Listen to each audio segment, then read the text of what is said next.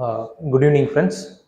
Welcome to one and all for the daily current affairs session brought to you by Ganesh IAS Academy. Today we are going to discuss about the current affair uh, news that appeared in Indian Express newspaper for the date 24th June 2023. Okay, let's get straight into the current affairs session.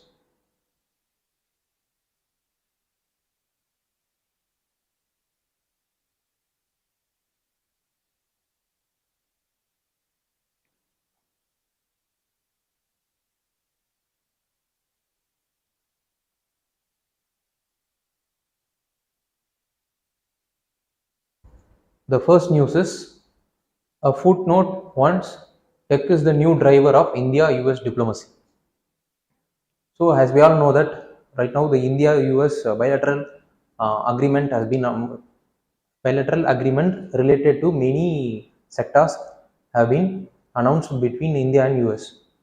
Among that, technological cooperation agreement is one of the important agreement which India is vying for.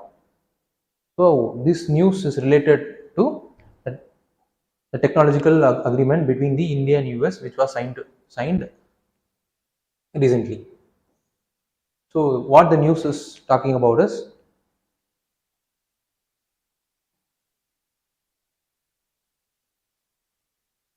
India's vision is to liberalize science and tech from excessive statism. That is, right now we are privatizing to increase the innovation as well as increase the participation from private stakeholders, as a result of which government is expecting that more innovation, more investment in the area of science and technology will be coming. So India's vision is to liberalize the science and technology sectors from the excessive statism. Likewise, US is also working. US vision is to cut the regulation that is limiting US to have technological cooperation with India. If both the visions are going good, means the technological interface between the country uh, will be achieving the new heights. This is what said in the news today. Second is technological cooperation reboot between India and US economy, their national security, and rearrange the global order. That is, the technological cooperation will not only enhance the India as well as the US economy, but also it will enable to enhance their cooperation in the area of national security, and it will also act as a global. It will also rearrange the global economic order. How it is the technological cooperation will between the two countries will boost the climate change technological cooperation that is happening around the world, as a result of which there could be a rearrange in the global economic order will be taking place. Third is India US had technological cooperation after independence in nuclear and space program 1950s and 60s itself. For example, India's first nuclear power plant at Tarapur was built by General Electric. India's first satellite was built by Ford Aerospace. Both belong to US technological companies. US also contributed to India green revolution. Yes, as we all know, the US is acted as one of the important initiator as well as facilitator for India to achieve its green revolution in agriculture.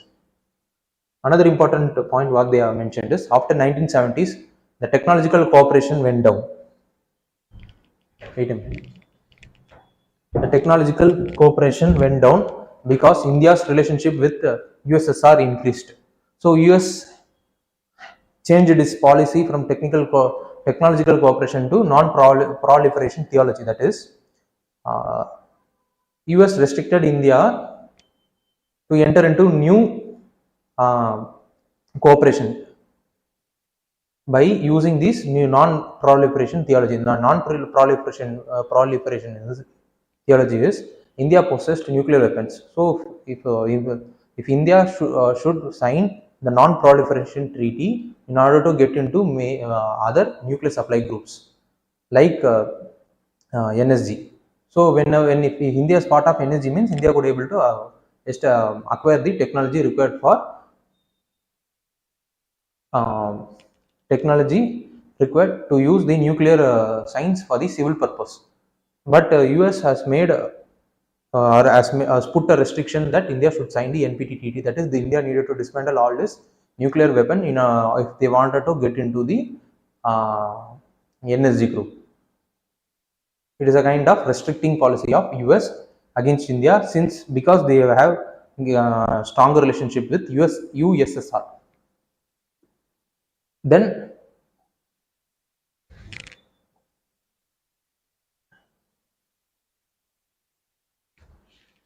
this vacuum was used by China. During this period, US-China relationship strengthened. That since India moved to USSR, China moved to US.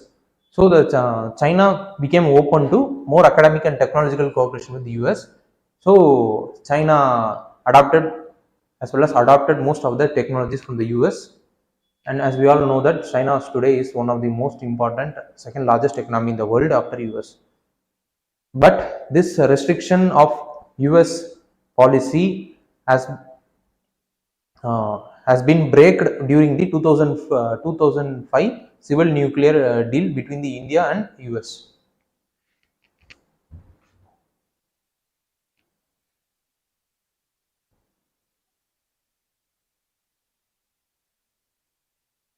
With India and US deadlocked in technological cooperation and state control of science and technology, since there was a tussle between India and US in technological cooperation during 1980s as well as 90s, most of the new engineers in India migrated towards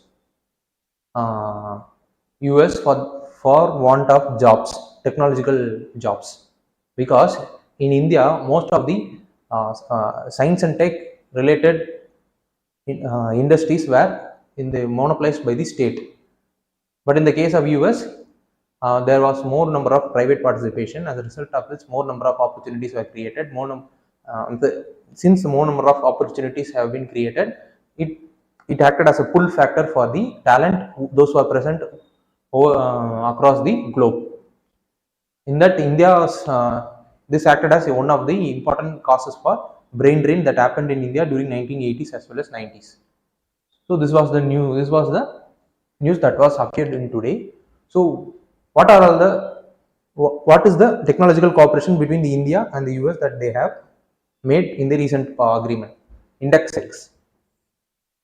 Index X is nothing but it is a forum to facilitate joint defense technology innovation as well as co-production of advanced defense technology between industries of two countries. That is, they are promoting the private participants in defense innovation through co-production as well as co-manufacturing. Second is India-US Joint Innovation Fund is for fund India-US Joint Innovation Fund for funding defense startup has been created under Index X, the initiative. It was launched by US. It is launched as part of ICET initiative. So we have to look into what is ICET initiative. ICET initiative was signed during the March February period. That is to elevate and expand the India-US strategic technology partnership and defense industrial cooperation between the that is technological as well as defense industrial cooperation between governments, business, and academic institutions for two countries. The initiative would help establish the link between the government, academia, and industry in areas such as AI, quantum computing, as well as future telecom technologies, biotechnology, space, and semiconductors. The six focus areas are in innovative ecosystem, defense innovation, resilient semiconductor supply chain, space, as well as STEM means science, technology, engineering, max talent, next, as I said, next generation telecom, that is 5G, 6G, and so on and so forth. This is the initiative between India and US to promote the technological partnership as well as the defense industrial cooperation by involving business, academics, government, as well as private participants. Under this only the Index X is created in order to specifically focus on defense technological innovation through private participants as well as promoting the defense startups. So, okay. Another important technological cooperation that was signed today is Artemis Accord. India joined the Artemis Accord. Artemis Accord is the non-binding principle established by NASA for civil space exploration and industrial cooperation. Founding members are US and 7 countries, that is Australia, Canada, Italy, Japan, Luxembourg, UAE and UK. Its member includes other members includes US allies like Japan, France, New Zealand, UK, Canada, South Korea, Australia, Spain, while African nations includes Rwanda, Nigeria, etc. are the new partners. Out of 24 European nations, only 8 European countries have signed the accord. Right now, India has also joined the accord.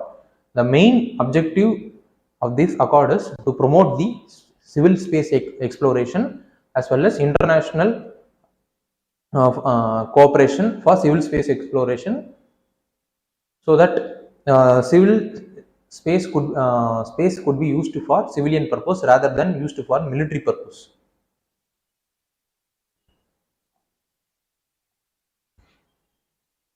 The activities may take place on the moons, Mars, comets, asteroids, including their surface and subsurface, as well as in orbit of the moon or Mars, in the Lagrange point of Earth-Moon system, and in the transits between the celestial bodies and locations. So these are all the targeted areas where the outer space civil exploration is going to be taken place under the Artemis Accord by the signatory countries. Why the reason? One of the reason why India joined the Artemis Accord is, as we all know, that India is going to launch Gaganyaan mission, the first India's human mission to the outer space. Okay. For that, India need specific facilities to train their astronauts, as well as specific technological solution to carry the astronauts from the Earth to the space, and so on and so forth. As a result of which, India has joined Artemis Accord in order to give a boost to the Gaganyaan mission as well as the future mission similar to the Gaganyaan. So, since the joining of Artemis Accord, இந்த join பண்றதுனால ககன்யான் மிஷனை நம்ம பூர்த்தி செய்யறதுக்கான ஒரு வாய்ப்பு நம்மளுக்கு கிடைக்கும். ககன்யான் மிஷனை வந்து வெற்றிகரமா for successfully implementing the Gaganyaan mission, it gives us an opportunity. So we have to look into what is Gaganyaan mission is about. When is what எந்த லான்ச்சிங் வெஹிக்கிள்ல அந்த ககன்யான் மிஷனை லான்ச் பண்றாங்க, who are all the how many members are going to travel from through Gaganyaan, அது என்னன்றது we have to look into it. Second is we have to look into United Nations Committee on Peaceful Use of Outer Space. Third is NISA, that is NASA ISRO Synthetic Aperture Radar for Earth Science Studies. What is NISAR? What are its components? What are all the areas under development of NISAR? அது என்னன்றதையும் check பண்ணி வச்சுக்கணும். Then we have to look into what are all the commercial arms of ISRO, that is InSpace, NSIL as well as Antrix Corporation.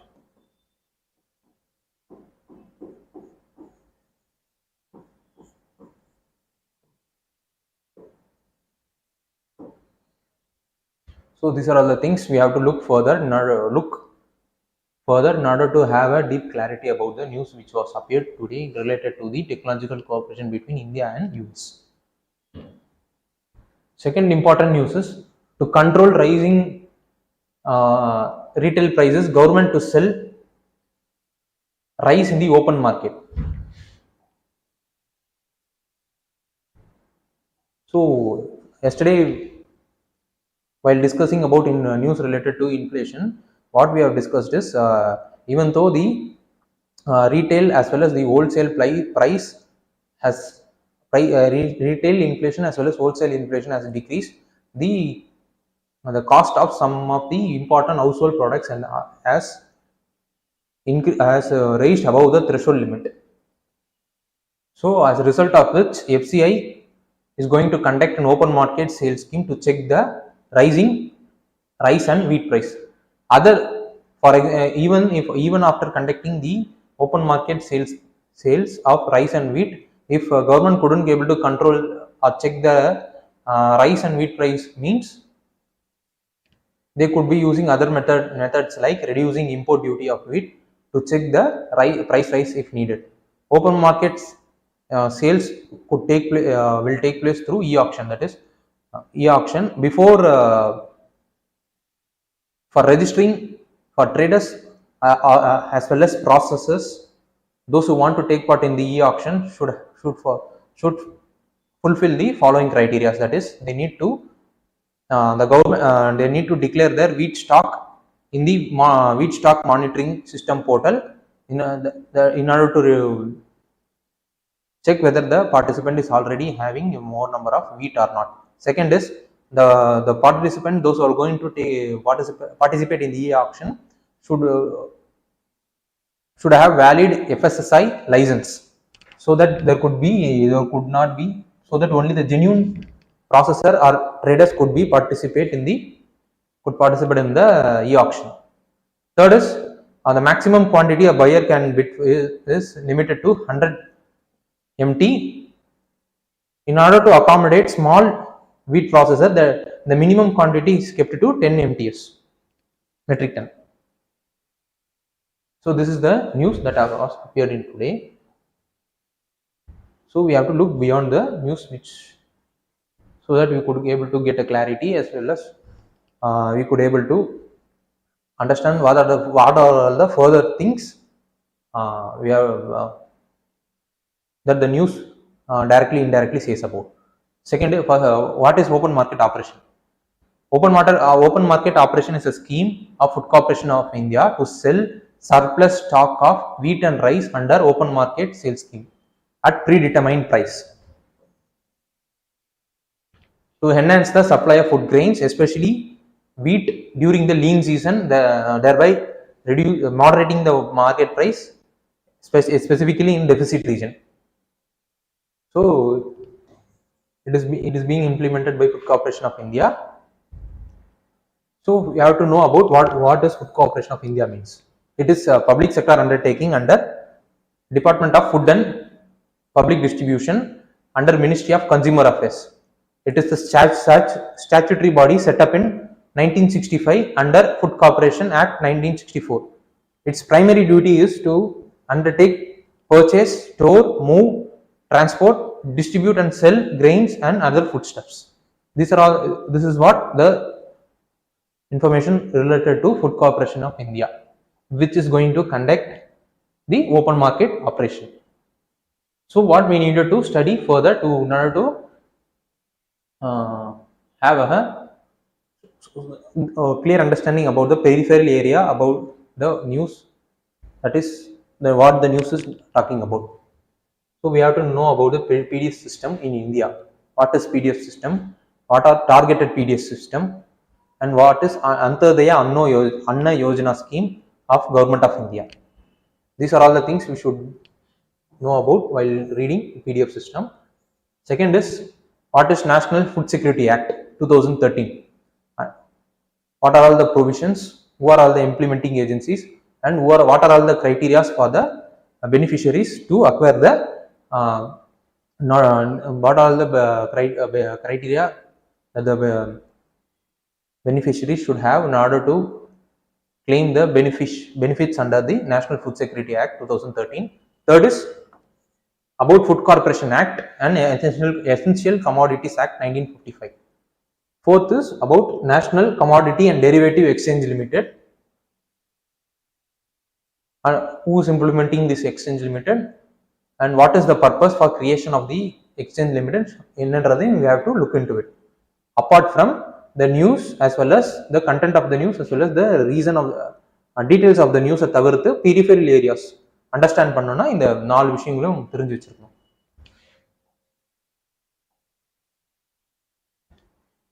Another important news is right now the rich nation pledged to unlock billions of dollars for global climate fight. That is, right now the Global Finance Pact Summit was held in Paris recently to discuss about the funding requirement of climate transition and post-COVID debt burden for poor countries.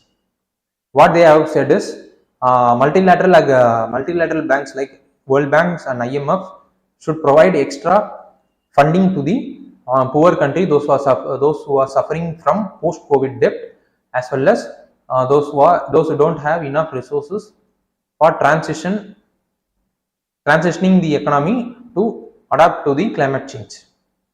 For that, multilateral banks should take extra risk in order to give their credit, was mentioned in the final summit of Global Finance Pact Summit. So what does the Global Finance Pact Summit means?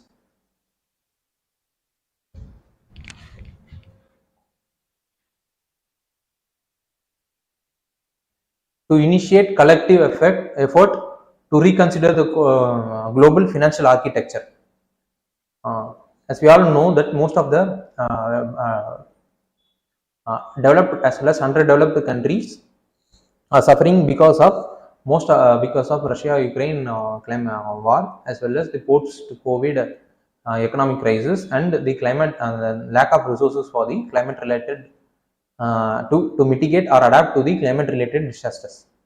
As a result of which, they could the avenue through which the poor countries could able to mobilize the resource is and the avenue pathing abdina is under major obstacles. That is, they need more these multilateral banks are having many checklist or criteria to get fulfilled in order for the poor countries to get benefited under the credit system of these multilateral banks. So in order to overcome these obstacles, as well as mobilize the not only from the private state government of the countries, the summit has been held to mobilize the funds from other private industries also. See, the four main objectives are restoring fiscal pace to countries facing short-term difficulties, especially the most indebted countries, that is the poor countries. Promoting private sector development in low income countries. Third is encouraging investment in green infrastructure for energy transition in emerging and developing countries. Fourth is mobilizing innovative financing for countries vulnerable to climate change. As I discussed that most of the countries are facing obstacles in accessing credit to the development. So they wanted to reform these obstacles and to create an innovative financing mechanism for the countries to fund for their transition to climate change adaptation. So what we needed to study further, rather than apart from the content as well as the detail of the news, so that we could able to have the clear understanding about the overall news, as well as the reason for the news that has happened, reason for the summit act that was held in Paris. First is, what is multilateral? About multilateral banks, how many multilateral banks are there, and how many regional banks are there? What are their credit criteria in giving credit to countries for given particularly to the lower income countries. Second is Green Climate Fund, which was created by Conference of Party under United Nations FCCCC, and about India's Panchamaruts of climate actions. What are that is India's commitment to the climate body. ஒரு 5 commitments கொடுத்திருக்காங்க. What are all the commitments of India's to climate to those climate body ன்றது தான் நம்ம பஞ்சமிருத்தம். பஞ்சமிருத்தம்ன்றது nothing but 5 goals that India has has committed to achieve to the climate body. So what are all the other commitments given by the lower income countries? Another important thing is what are all the finance mechanism available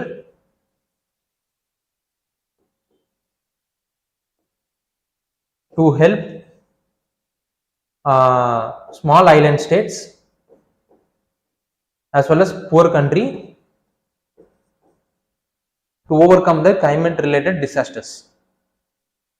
You have to look into it. Uh, then what is pre 2020 commitment of UNFCCC?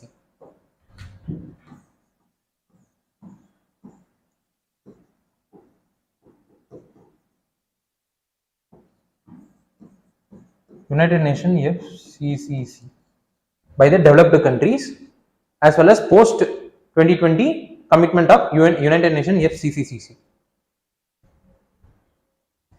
So in the news எல்லாம் நம்ம தெரிஞ்சிருந்தா we could able to know why the Paris Pact is being held அப்படின்றத நமக்கு தெரியும். Guns alone can't protect forest guard in India. Several reasons why.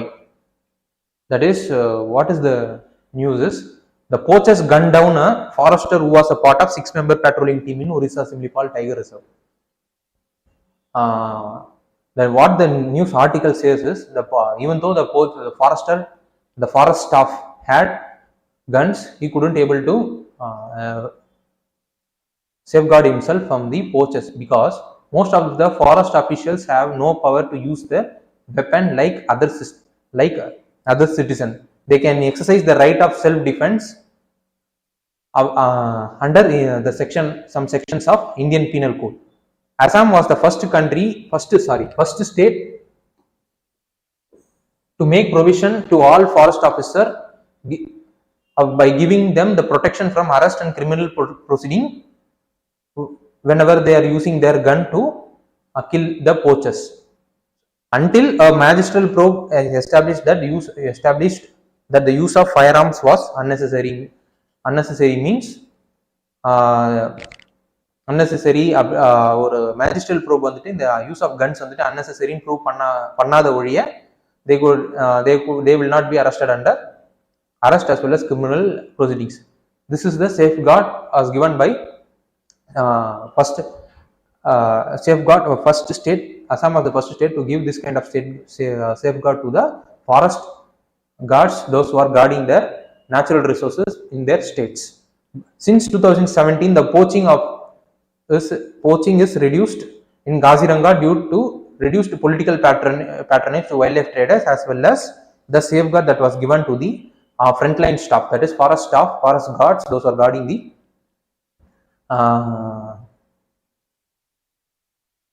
forest. India's frontline forest staffs need what are all the major reforms as well as recommendations that the article gives is India's forest staffs needs professional training, adequate compensation and field incentive for working in some world's most hostile condition, as well as there have to be some another reason why the poachers couldn't able to use the gun is they don't have any kind they don't have specialized training in using the fire mechanism which they have.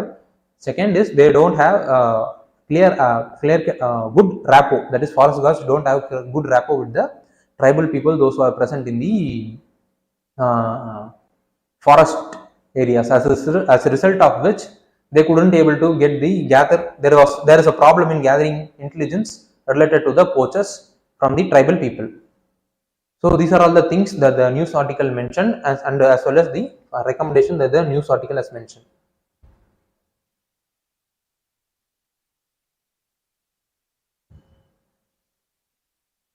So what we needed to study further, since the poaching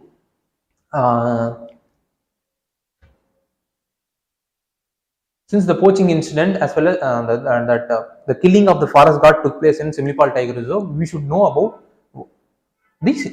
some of the related facts of Simlipal Tiger Reserve. The Simlipal Tiger Reserve is located within the Mayurbhanj district of northernmost part of Odisha. It was formally designated a tiger reserve in 1956 and bought under the Project Tiger in the year 1973. It was declared a biosphere reserve by Government of India in 1994.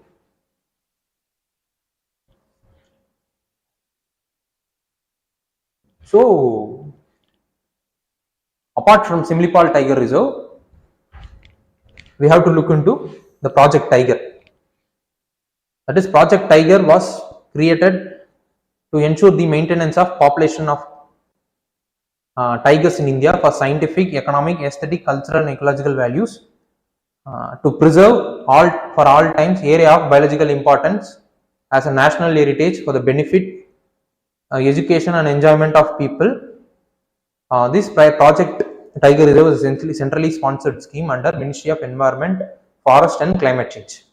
The implementing agency is National Tiger Conservation Authority, which is the statutory body created under Wildlife Protection Act 1972.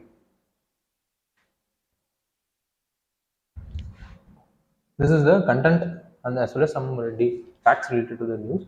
So we have to look into peripheral areas like what is National Tiger, about the National Tiger Conservation Authority. It is the statutory body created under Wildlife Protection Act 1972. So we have to look into what are all the powers that the statute act provides for National Tiger Conservation Authority, who are all the chairmen as well as the members in the NTCA, that is National Tiger Conservation Authority. Second is, since the body is created through Wildlife Protection Act, we should know about the other provisions related to Wildlife Protection Act. What is the ministries under which the Wildlife Protection Act is getting implemented. Third is the recent tiger census and the population, the facts related to the tiger census. That is, the most populated tiger state, least populated tiger state, vegetation that is required for the vegetation as well as the soil type that is required for the tiger to thrive. So these kind of facts should be looked into. Fourth is about tiger reserve in each state. Every state have their own tiger reserve, different set of own tiger reserve. What are all the important tiger reserve that has appeared again and again in the newspaper? Adinandradhum we have to go through panni vechirukkom. Since and another similar project similar to tiger reserve is Project Elephant. Similar, it is also to protect the elephant in their wildlife, so that they could able to safeguard other ecological, educational, aesthetic as well as economic economic output of the elephant ecosystem. Sixth is forest type as well as vegetation of the tiger. As I said, while we are seeing the tiger census பார்க்கும்போது, we have to look into the forest type as well as vegetation for the tiger reserve. These are all the peripheral areas that we have to look into, so that we could able to have a clear understanding about what does the news is talking about and what are all the minute facts that we needed. So இப்போ இந்த நியூஸ்ல கேட்ட மாதிரியே, இந்த நியூஸ்ல வந்திருக்க content மாதிரியே previous இயர்ல சில கொஸ்டின்ஸ் கேட்டிருக்காங்க. அது என்னன்றதையும் prelims as well as mains questions கேட்டிருக்காங்க. இது என்னன்றதையும் we will discuss now. This is the question that was appeared recently in prelims. First is, among the following tiger reserve, which one has the largest area under critical tiger habitat? So as I said, while we are looking into tiger reserve of each state, we have to look into the this kind of facts like which are all the area, which has the largest area under critical tiger habitat, which has the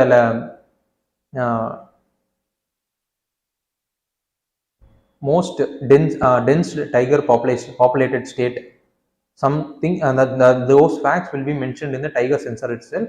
So on the tiger census facts பார்க்கும்போது we could able to clearly answer the question. The answer is Srisalam Tiger Reserve. Most of the students will be going for Sundarbans, but Sundarbans rank 2 in ranks second while under critical tiger habitat area. So this is wrong. Second is the economic cost of food grains to the Food Corporation of India.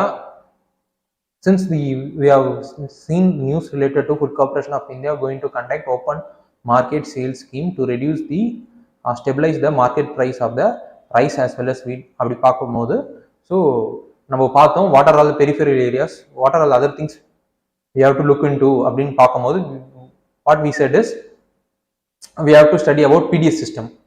So we have நம்ம PDS systemனா என்ன, what are all the economic as well as social cost involved in the implementing PDF system நம்ம பார்த்தோம் அப்படின்னா that the economic this question could be answered.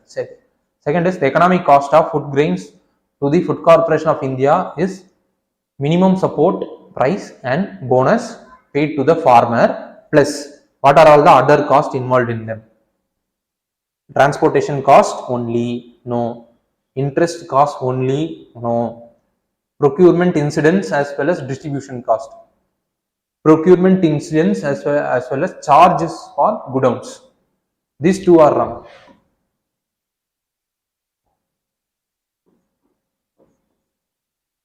So the economic cost involves MSP cost as well as bonus to the farmers as well as the procurement incidentals as well as distribution cost. This procurement incidental will encompass the charges for the godowns. There won't be any kind of separate charges for the godowns. This procurement incidental will encompass the charges for godown within themselves as well as the distribution costs are all the extra cost paid by the Food Corporation of extra economic cost of Food Corporation of India other than MSP and bonus that was paid to the farmers. Another important UPSC mains question was asked is related to Indo-US defense deals.